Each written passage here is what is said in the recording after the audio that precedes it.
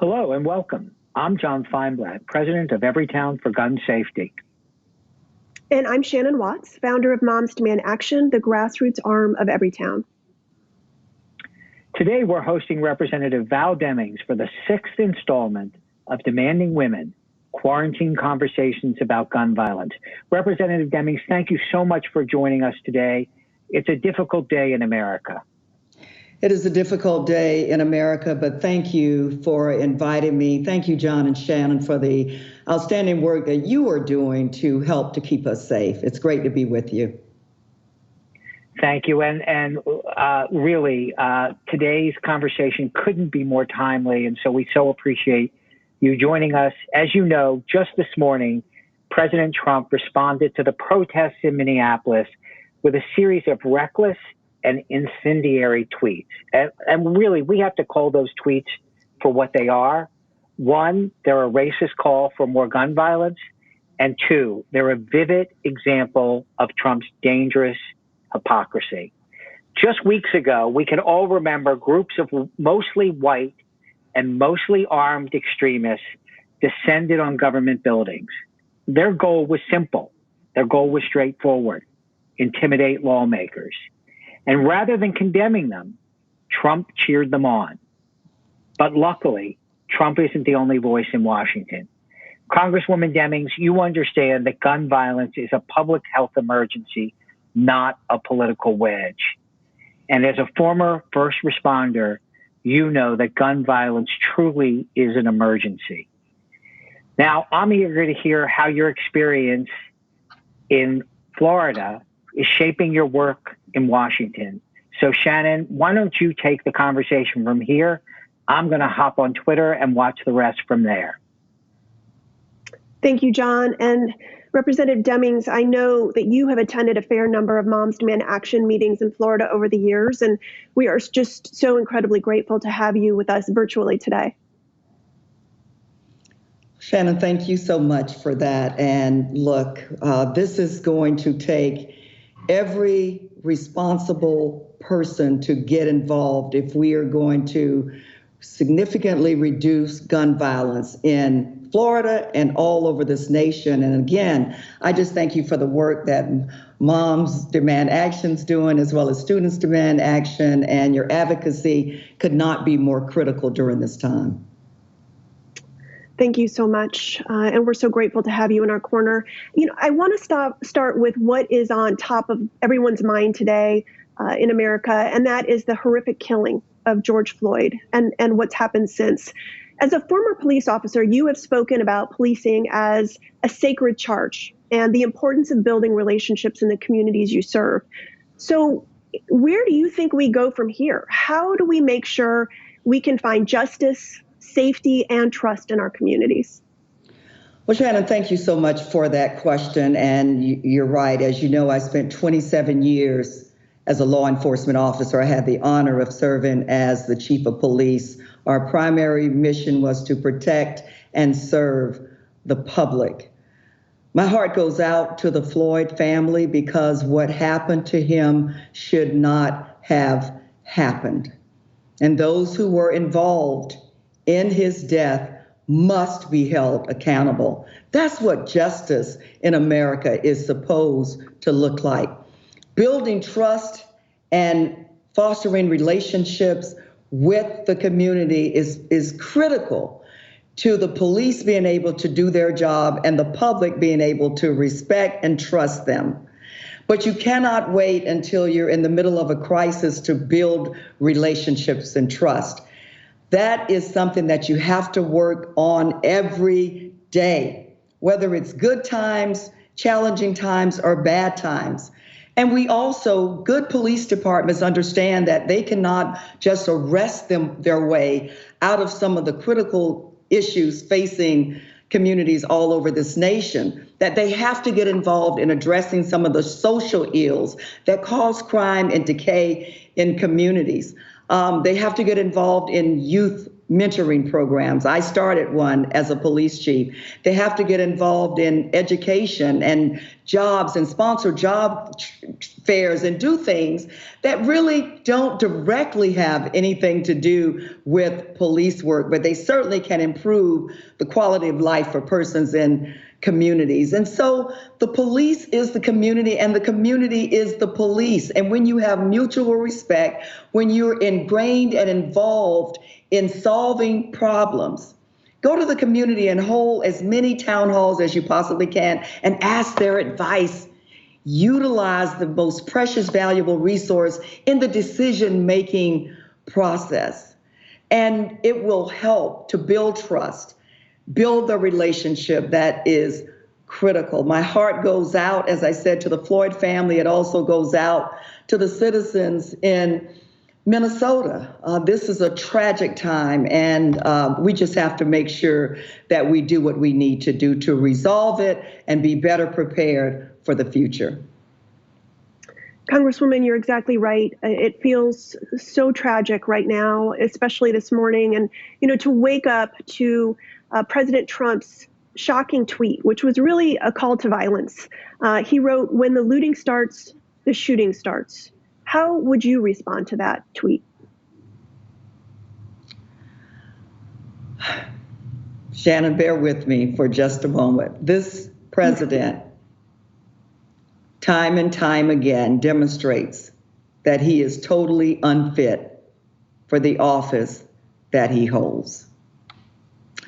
America is on fire. And I mean that literally. This isn't just about what's happening in Minnesota. This is about America as a nation. The nation is on fire. And the President of the United States is standing there with gasoline. In a tragic time like this, when we look to our leaders to unify us, to be a bridge builder, to bring compassion and peace and calm, but also accountability. If he wants to bring America together, then talk about what justice looks like. Talk about the persons involved needing to be held accountable. Talk about moving forward and how we need to build community and build relationships among different ethnic lines. But once again, this president does not have it in him to rise to this occasion. It is sad to even suggest that when property somehow is equal or more valuable than a human life. Our most precious resource are human lives. And to hear that coming out of the mouth or the brain of the President of the United States is disgraceful and sad and troubling. But I thank God for all of the good people who are truly committed to getting this right and working together to do so. Congresswoman, as usual, your words are so powerful. The shock I feel as a white woman, I know, is insignificant compared to how so many Black families are feeling right now in their communities today. And so thank you for your words. I'd like to take us back to the work that you do every single day. And really, how do your 27 years of experience in law enforcement, as well as your experience in raising Black children in America, influence your approach to writing our nation's gun laws in Congress? Shannon, thank you so much for that. A few months ago, during a presentation in one of our committee meetings, I said that I've enforced the laws, and now I write the laws. And believe me, it makes such a difference to understand, to have seen up close and personal what some of the vulnerabilities were, or some of the loopholes were in the laws during the time that I enforced the laws. And now having the ability to take that experience to Washington, D.C. and write laws that work for everybody and help to protect everybody. Look, Some people know about gun violence because they've unfortunately personally gone through it in their families. Some read about it, some hear about it on the news. I responded to it as a career law enforcement officer. I've seen the pain that it causes and the hurt and harm that it causes. I've been on the street and with a person who had been a victim of gun violence and just thinking about his mother or his father and how they were going to get some bad news later that day, and they didn't even know at the time that that bad news was coming. I've seen 3 young Black men shot in broad daylight. I've seen a man who was returning home with his having picked up dinner for the day, shot down before he could make it into his apartment. And let me just remind everyone that the Pulse nightclub is in my district. And so gun violence is real. It affects everybody. It really knows no boundaries.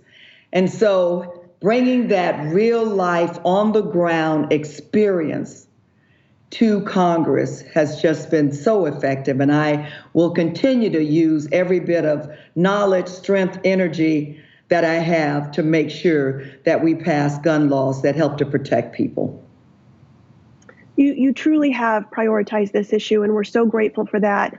You voted to pass the House's latest package addressing the pandemic. It included several important provisions on suicide and domestic violence. It expanded victim assistance funds and voter access provisions. So what would you say to your colleagues in the Senate, and specifically Majority Leader Mitch McConnell, to explain why it's so important to pass this bill?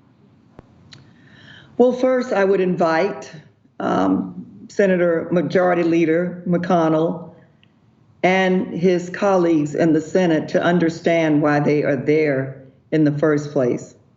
The health, safety, and well-being of the American people is our #1 priority.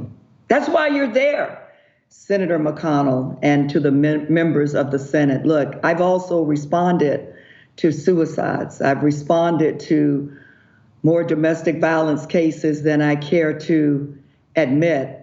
The first thing that we need to do is to do everything that we can to prevent them from happening. But we also have to make sure that organizations that deal with domestic violence victims and those who are contemplating suicide, that those programs and organizations have the resources that they need to provide this much critical and much needed service, especially during a time like this where they're undergoing tremendous added stress as we go through this health pandemic. So I would say to the senators, this is not a time for politics. This is not about Republicans or Democrats. This is about doing everything within our power to help the American people who are struggling and suffering and going through a lot of undue pressure and stress. Let's make sure that they are able to get the help that they need. Congresswoman, next month we'll be marking 5 years since the horrific mass shooting at Mother Emanuel AME Church in Charleston, South Carolina. 9 Black churchgoers were killed. And the shooting really underscored the loophole in our gun laws that allows some gun sales to be finalized before a background check is complete. During the pandemic, there has been a historic surge in gun sales, and that's exacerbated this so-called Charleston loophole. And the ATF has reportedly asked for more money for background checks. So what can we do as citizens and as lawmakers to encourage Congress, essentially the Senate, to pass federal legislation that would close this loophole? As you well know, there is legislation that is sitting in the Senate. Now, if 9 churchgoers, who quite frankly welcomed the shooter in, if 9 churchgoers are not enough motivation for the Senate to pass this legislation and get it done and close this loophole, what sense, Shannon, does it make to have background checks? And we thank God for those that do. But to have background checks, but then say, well, if the background check doesn't come back within a certain amount of days, within 3 days, then we're going to move forward with the sale in the first place. Then what's the purpose of having the background check? The Senate has the ability and the power right now to close this loophole. Do it in honor of the 9 people who were gunned down in Charleston. And so what I would say to states and individuals and organizations who get this who care about this issue, to reach out to your senators and hold them accountable, tell them to vote on and pass this much needed legislation that closes the Charleston loophole. Had this been in place, perhaps those lives could have been saved. But doggone it, you have the power right now to close this loophole and save future lives. Let's get this done. Thank you, Congresswoman. As you know, this isn't just about mass shootings or school shootings. It's also about the daily gun violence that's killing over 100 Americans every single day. And over Memorial Day weekend, we again saw cities experience high rates of gun violence, even in the midst of this pandemic. Why do you think that is, and what role can local violence intervention groups play in stemming the tide of gun violence? Shannon, the organizations like your organization and Everytown and March for Our Lives and every other group that advocates for the reduction of gun violence are so very critical. We've seen, and you talked about it earlier, persons who took their long guns into a state house to get their message of intimidation across. We're seeing it through other laws like Stand Your Ground, where people are using the guns to solve their disputes. And so that's what I believe we have seen through the Memorial Day weekend. But organizations that advocate for the reduction of gun violence are so critical to help bring awareness to our communities, to help with additional research that is utilized and needed as we pass legislation within the state houses and at the federal level. And also just telling the story, if you will, having activists on the ground telling the story, having rallies, bringing awareness to communities are so very critical and important. The more people we get involved, the more voices we have, and then the power always rests with the American people. I believe things change when people on the ground demand that change. That's exactly right. We need every American to get off the sidelines. Congresswoman, you mentioned that the Pulse mass shooting tragedy happened in your district. We're now going to bring in a video question from Maria Wright. She's a Moms Demand Action volunteer and a member of the Everytown Survivor Network. She lives in Miami, Florida.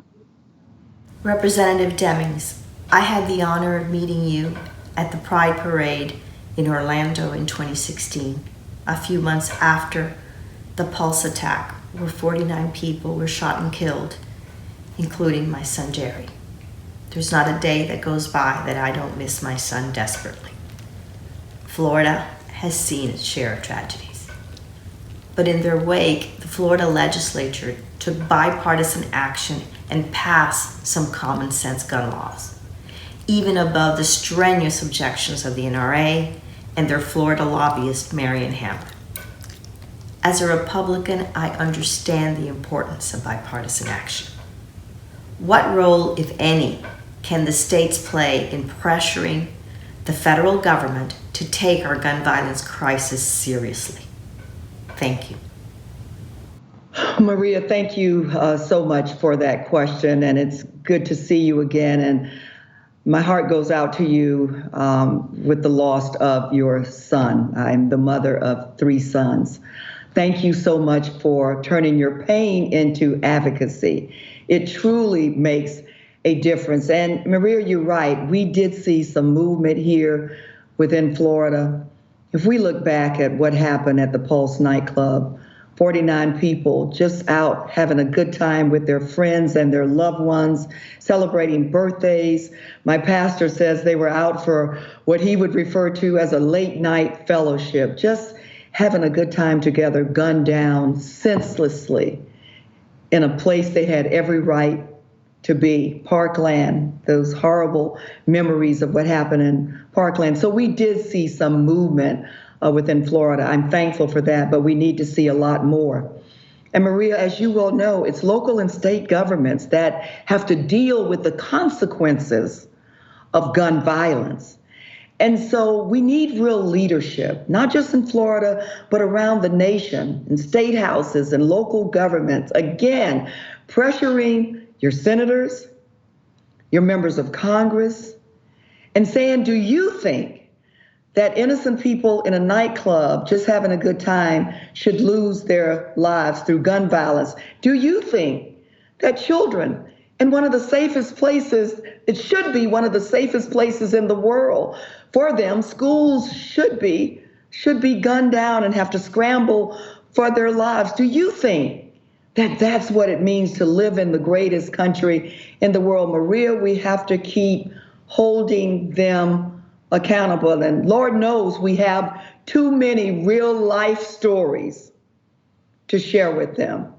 But as I said earlier, the power is in the hands of the people, and we have to exercise it and use it. So thank you for what you're doing. Keep up the good work. Thank you, Congresswoman, and thank you, Maria, for that question. I'd like to pivot now to the 2020 election, which is very important. As we know, it may be the most important election of our lifetime. How do you think Vice President Biden should be talking about gun safety as he campaigns across the country? Well, Shannon, my goodness, it's interesting that we are in the middle of a presidential election.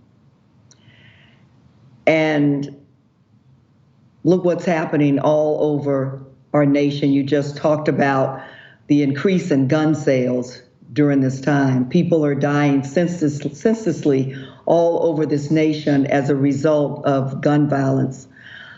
This has certainly been a priority for Joe Biden long before what we've seen in the last 5 years, if you will. As you know, he was involved in the original assault weapons ban. It's shameful that we allowed that ban to expire. But he is totally committed, as you've seen in his plan, to background checks. Look, you have to go through a process to be able to drive a car.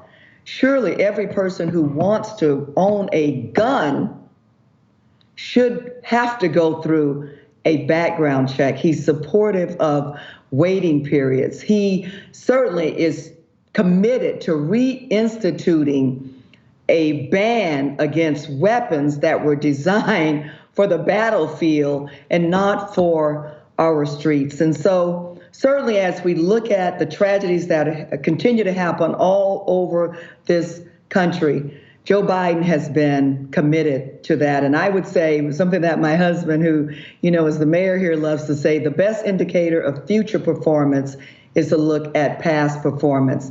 And this has been a top issue of Vice President Biden's agenda. And you can just look at his record and you'll see that it has been and continues to be a top issue for him. That's exactly right. I'd like to bring in a question now from social media. A supporter wanted to ask you about what we could do to support children who are growing up in areas with lower income levels and elevated rates of crime. Specifically, she asks, what can we do to make sure every kid gets a safe and healthy childhood? Wow, you talk about our most precious resource for the future. It's our children. And I think you, Shannon, know that my first job out of college was I worked as a social worker, working with families that needed emergency services and with foster care children. Look, I have to admit, police work is a tough job, but think about a job where children are broken. Children are not feeling loved or feeling like they're in a safe place. That is a job that will truly break your heart. Every child living in a country that we say is the greatest country in the world, regardless of their race, their last name, their economic status, what zip code they live in, or how much money their parents have in the bank, deserve to have every opportunity that this country has to offer, every opportunity to live up to their full potential and succeed. And so that's why it's so important to provide support services to families that are in at-risk areas. But it's also important to have youth programs that support our children. When I was the chief of police, I started a youth mentoring program. Police officers were the mentors that worked with children who came from at-risk communities. If children were academically inclined and they wanted to go to college, and we followed them from middle school on, then we worked with businesses in the areas to provide resources for them to be able to go to college and graduate. But there are also children who are not going to college for whatever reason. They may not want to go, but we have to offer alternatives for them as well. And so the other part of the program dealt with teaching these children vocational training, or teaching them a trade or a skill so they could graduate high school and hit the ground running with a pretty decent job that paid decent wages. We have to give our children alternatives. And we as a nation have a direct obligation to wrap our arms around our children and make sure that they have every opportunity and the resources needed to live up to their full potential. It's critical that we do that. It is critical. Thank you for that answer, Congresswoman. I'd like to close with one more thing. We appreciate your time today. I know you're busy, but if you don't mind, Moms Demand Action and Students Demand Action volunteers have been fighting tirelessly for gun safety and winning. Do you have a message for them? Wow, how much time do we have left? Keep up the good fight. Bad things happen when good people don't rise up and speak out and set a standard of excellence. Your advocacy to help make our communities safer for our families, our friends, our loved ones, our coworkers is critical if we're ever going to continue to reduce gun violence. I'll go back to my husband's statement. The best indicator of future performance is to look at past performance. You've already so clearly made a difference. And every day you are clearly making a difference. And wow, sometimes as you watch the Senate and watch the House and watch what's going on in state legislatures and sometimes in local governments, it's easy to feel discouraged, or maybe just think for just a moment, maybe this work doesn't matter. Believe me, it really does. As a former law enforcement officer, we were out there working together on this issue. We need you to continue to stand up and speak out and be strong, and we will get this done. So thank you so very much. When you say that, you make me believe it. So thank you. Thank you for giving all of us so much hope today. Thank you for joining us. We are incredibly grateful for your voice in this fight, and we're just so glad you're in our corner. Thank you, Congresswoman. Thank you so much. You'll take care and stay safe. Thank you. And thank you to everyone who joined us today on Twitter and Facebook. We'll be back with former U.S. National Secretary Advisor Susan Rice on Wednesday, June 10th at noon Eastern. And if you'd like to join us in this fight, get involved with Everytown, Moms Demand Action, and Students Demand Action by texting the word READY to 64433. Again, that's READY to 64433. As always, stay safe, and remember, nothing is more productive, persuasive, or powerful than demanding women. Thank you.